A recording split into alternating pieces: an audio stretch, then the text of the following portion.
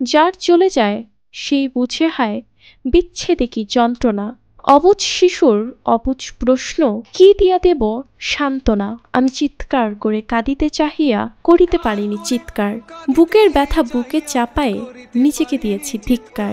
আমার বাবা ইত্তরা কুত্তরা মানুষ, আমার বাবারে নিরীহভাবে মারছে। বুকের ব্যথা বুকে চাপায়ে। প্রিয়জন হারানোর শোক জীবন একটি অনিবার্য সত্য।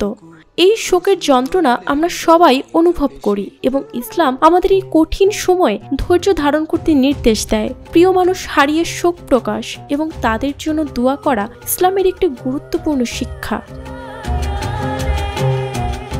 রাসূলুল্লাহ সাল্লাল্লাহু আলাইহি ওয়াসাল্লাম বলেছেন, যে ব্যক্তি কোনো বিপদের সময়ে তার মুসলিম ভাইয়ের সঙ্গে সাক্ষাৎ করে, সমবেদনা প্রকাশ করে, তাকে আল্লাহ তাআলা কিয়ামতের দিন সবুজ রঙের পোশাক পরাবেন, যা অন্যান্য লোকে দেখে ঈর্ষা করবে। নবীজি আরও বলেছেন, যে ব্যক্তি সন্তানহারা মাকে সান্ত্বনা দেয় তাকে জান্নাতে বিশেষ পোশাক পরানো হবে। এই হাদিসগুলো আমাদের শেখায় যে শোকের সময় সমবেদনা জানানো এবং ধৈর্য ধারণ করা আল্লাহর কাছে কতটা মূল্যবান।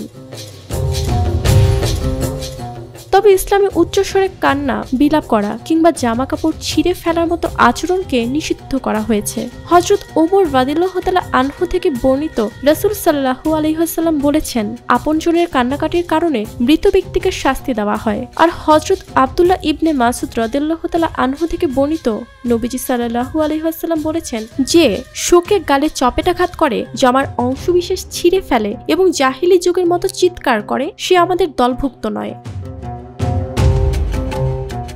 আল্লাহ তাআলা বলেছেন, আমি যার কোনো প্রিয়জনকে উঠিয়ে নেই আর সে ধৈর্য ধারণ করে এবং নেকির আশা রাখে, আমি তাকে জান্নাত দিয়ে সন্তুষ্ট হব। রাসূলুল্লাহ সাল্লাল্লাহু আলাইহি ওয়াসাল্লাম তার ছেলে ইব্রাহিম রাদিয়াল্লাহু তাআলা আনহুর মৃত্যুর পর কাঁদেন। সাহাবী হযরত আব্দুর রহমান ইবনে আউফ রাদিয়াল্লাহু তাআলা আনহু যখন জিজ্ঞাসা করলেন, আপনি কাঁদছেন? নবীজি উত্তর দিলেন, না, অনিচ্ছাকৃত স্বাভাবিক কান্নাকে আমি নিষেধ করিনি, বরং আমি নিষেধ করেছি সৃষ্টিকর্তার প্রতি অভিযোগ করে কান্না করা এবং বিলাপ করে কান্না করা। যারা মারা গেছেন তারা এমন জগতে পৌঁছে গেছেন যেখানে নিজেদের জন্য কিছু চাওয়ার অবস্থায় তারা নেই। তাই চলে যাওয়া প্রিয়জনের স্বজনদের উচিত ধৈর্য ধারণ করা, তাকদীরে বিশ্বাস রাখা এবং মৃত ব্যক্তির জন্য দোয়া ও নেক আমলের সওয়াব পাঠানো।